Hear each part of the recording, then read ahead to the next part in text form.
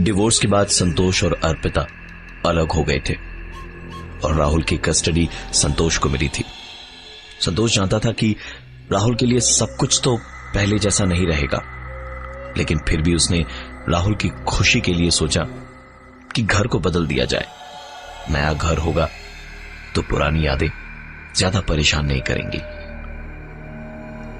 संतोष ने एक भाग दौड़ वाली मार्केट प्लेस में एक नया मकान ले लिया। राहुल की उम्र सिर्फ 12 साल की थी, लेकिन उसने अपनी जिंदगी में इतना कुछ देख लिया था कि 20 साल के लड़के जैसा बर्ताव था उसका। बचपन जैसे खत्म ही हो गया था उसका, लेकिन इस नए घर में उसके लिए बहुत कुछ बदलने वाला था। शायद बहुत कुछ देखना अभी बाकी था उसके लिए। उस घर में पहली रात राहुल सो नहीं पाया। जैसे ही उसकी आंख लगी, उसे ऐसा लगा जैसे कोई उसके पास ही बैठा है और उसे घूरे जा रहा है। 1-2 बार सांसों की आवाज भी आई।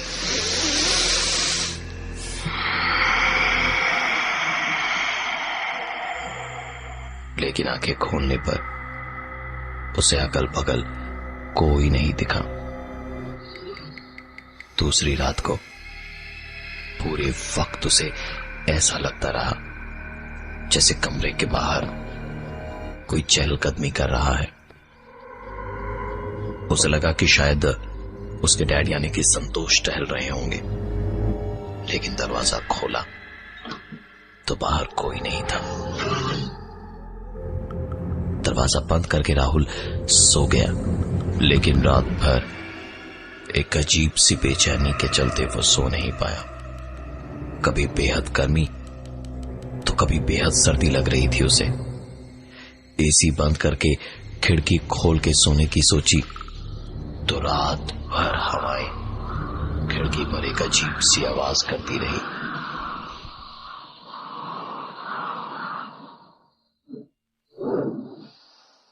पहला पूरा हफ्ता ऐसे ही निकल गया, लेकिन राहुल ने संतोष को कभी कुछ नहीं बताया।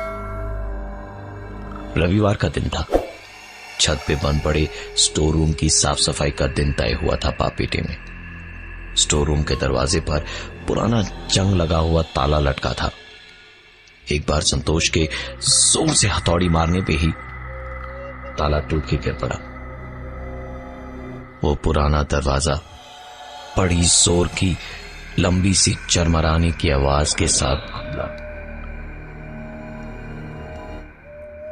तो पूरे कमरे में सिर्फ धूल की मोटी सी परत थी और मकड़ी के जाले दिखाई दे रहे थे। सारे सामान को दोनों ने टाल मटोल करना शुरू किया तो थोड़ी ही देर में राहुल की आवाज आई, डैडी। संतोष ने पलट के देखा तो एक पूरा सजा हुआ औजा बोर्ड था, जिसके कोनों में बुझी हुई मोमबत्तियां लगी हुई थी। एक पुराना तांबे का सिक्का बीच में रखा था और देख के ऐसा लग रहा था जैसे किसी ने प्लानचेट को बीच में ही अधूरा छोड़ के बोर्ड को वहीं रख दिया हो। संतोष ने राहुल से औजा बोर्ड छीन लिया और कहा, कुछ नहीं बेटा, पुराना कबाड़ है, लाओ इधर दो, मैं इसे फेंक के आता हूं। इतना कह के हड़बड़ाता हुआ संतोष वहां से निकल गया और बाहर जल्दी से उसे फेंक कर वापस छत पे आया तो स्टोर रूम के बाहर से ही उसने सुना, पापा जरूर डर गए होंगे वो देख के, है ना? संतोष एक झटके से अंदर घुसा और कहा, तो ये सब तुम्हारी। लेकिन अपनी बात पूरी भी नहीं कर पाया संतोष, क्योंकि अंदर राहुल था ही नहीं। संतोष अंदर कमरे में झांक ही रहा था कि पीछे से किसी ने उसकी पीठ पे धीमे से मार के कहा, धप्पा था। संतोष हंसते हुए राहुल से बोला, अच्छा बेटा, अपने बाप को ही डराने चला है तू, चल तू यहाँ देख क्या क्या कबाड़ और जमा है, मैं नीचे दोपहर का खाना बना लेता हूं। संतोष नीचे किचन में जाकर फ्रिज से सब्जियां निकाल के धोने गया तो उसने देखा कि राहुल वीडियो गेम खेल रहा था। संतोष ने उससे कुछ नहीं कहा। किचन में खाने की ही तैयारी करते करते बाहर से राहुल की आवाज आई, मैं बाहर खेलने जा रहा हूं, खाना बन जाए तो बुला लीजिएगा। संतोष ने भी सोचा, अच्छा है, बाहर बच्चों के साथ खेलेगा, 2-4 लोगों से मिलेगा तो उसका मन लगा रहेगा। तकरीबन 1.5 घंटे के बाद जब खाना बन गया तो घर के मेन गेट पे पहुंच के संतोष ने आवाज लगाई, राहुल राहुल। 2-4 बार आवाजें और लगाई थी कि छत वाले स्टोर रूम से दरवाजे पर जोर जोर से थपथपाने की आवाजें आने लगी।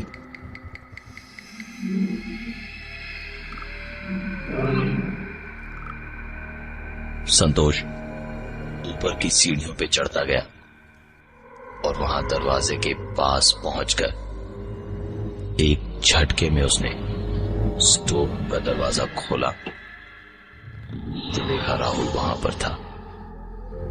संतोष कुछ बोले इससे पहले ही राहुल बोला, अब आप मुझे यहां बंद करके मुझे डराना चाहते हैं? बहुत भूख लगी है, खाना बन गया क्या?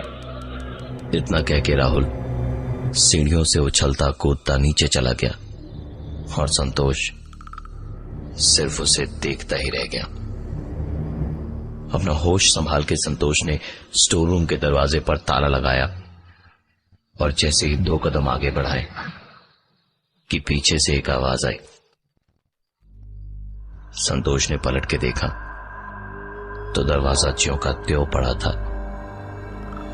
उसने फिर से आगे बढ़ने के लिए कदम बढ़ाया ही होगा कि एक बार फिर पीछे से दरवाजे पर आवाज आई।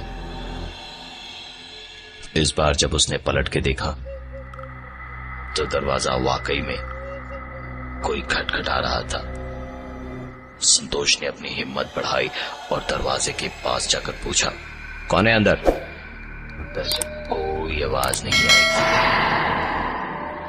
संतोष पलटकर वापस सीढ़ियों की तरफ गया और छत का दरवाजा जैसे ही बंद कर रहा था कि उस स्टोर रूम के दरवाजे के हिलने की आवाज एक बार दोबारा शुरू हुई।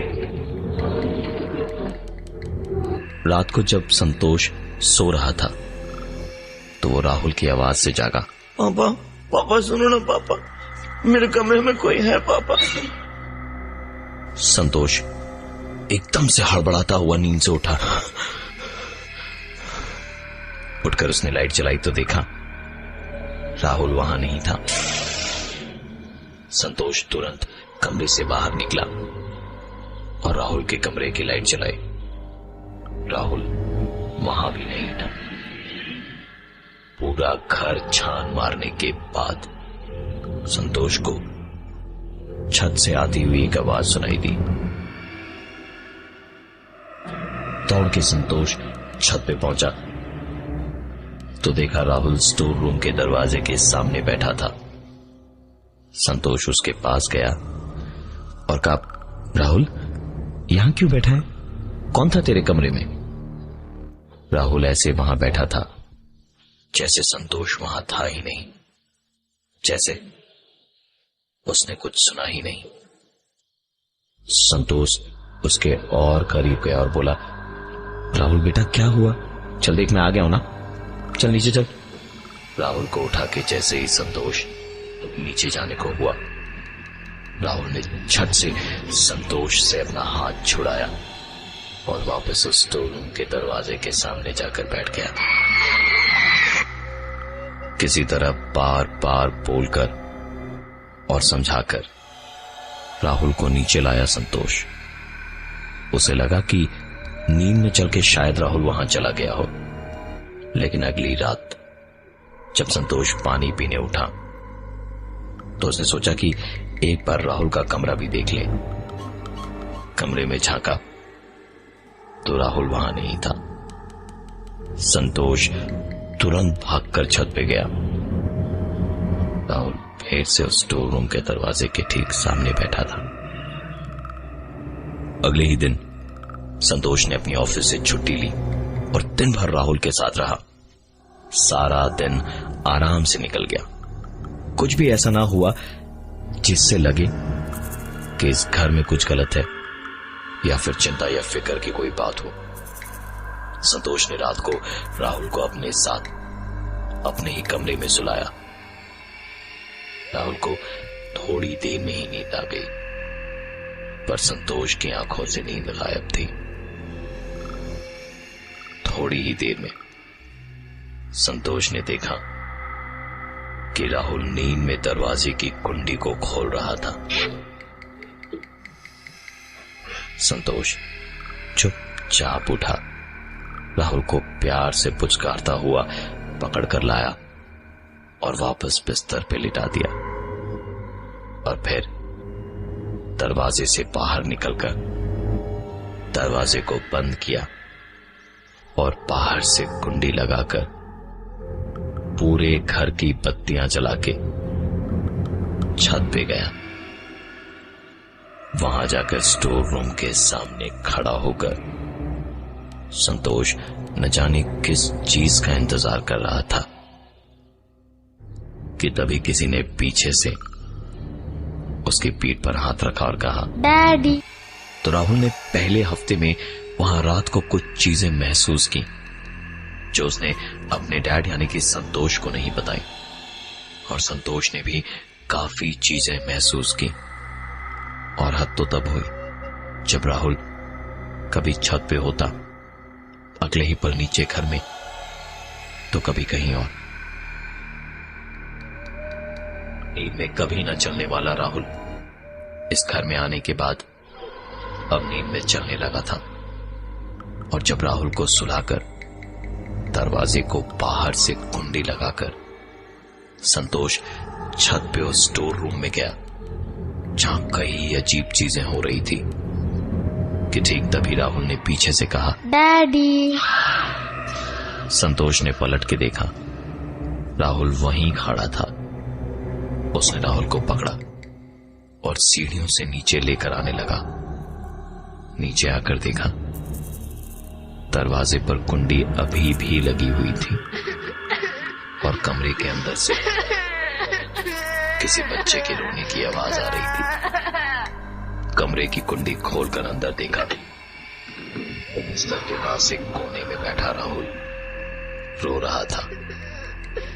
संतोष तुरंत पीछे पलटा तो जिस राहुल को छत से लेकर वो नीचे आया था वो वहां मौजूद नहीं था। संतोष घबराहट और डर दोनों महसूस कर रहा था, लेकिन उससे कहीं ज्यादा फिक्र उसे अपने बेटे राहुल की थी। वो राहुल के पास गया और उसे गले लगाकर रोते हुए बोला, मुझे कुछ समझ नहीं आ रहा है, ये सब क्या हो रहा है। मैं तुझे अपने साथ खुश देखना चाहता हूं और इस घर में खुशी का कोई आता पता ही नहीं है। तू असली है या नकली है समझ नहीं आ रहा मुझे। मैं क्या करूं, मुझे कुछ समझ नहीं आ रहा। तुम्हें बताना राहुल, मैं क्या करूं बेटे, मैं क्या करूं, मैं क्या करूं।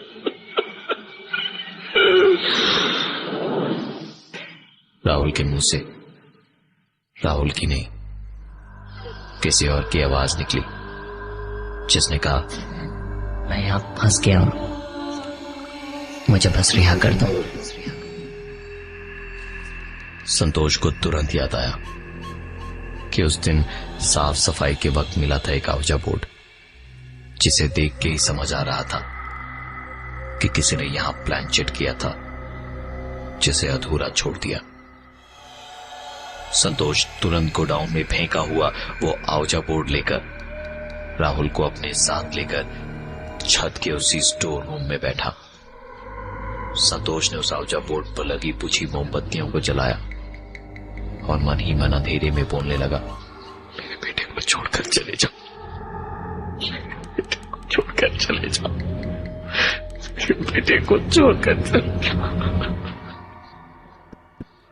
थोड़ी देर के बाद एक तेज हवा के झोंके के साथ सारी मोमबत्तियां बुझ गई और राहुल बेहोश होकर गिर पड़ा।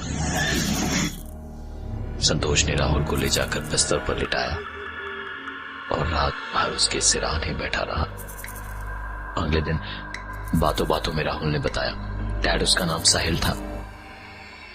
साहिल को यहां हमसे पहले रह रही फैमिली के बच्चों ने शरारत में प्लान करते वक्त बुलाया था, लेकिन वो साहिल को वापस उसकी दुनिया में भेज नहीं पाए। साहिल के इस घर से निकलने की कोशिशों से वो लोग इतना डर गए थे कि उन्होंने इस घर को छोड़ दिया। और इतने सालों के बाद जब हम दोनों यहां आए तब कहीं जाकर साहिल निकल पाया। आज इस बात को तकरीबन 15 साल हो चुके हैं और राहुल की उम्र आज 27 साल की है।